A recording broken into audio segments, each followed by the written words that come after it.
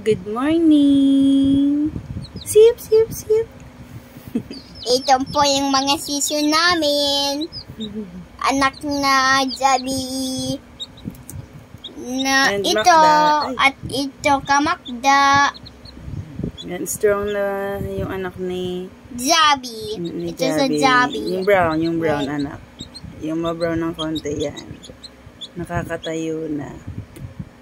Yung buwan ng buwan konti. Hindi ko mailagay doon sa incubator ulit kasi natatakot ako baka mapano dahil ang init nga. Kaya dito na lang kasi mainit naman ang panahon. Tsaka nandito naman sa loob namin. Kaso Okay hindi naman sila. magka-fluffy. Okay naman sila so far.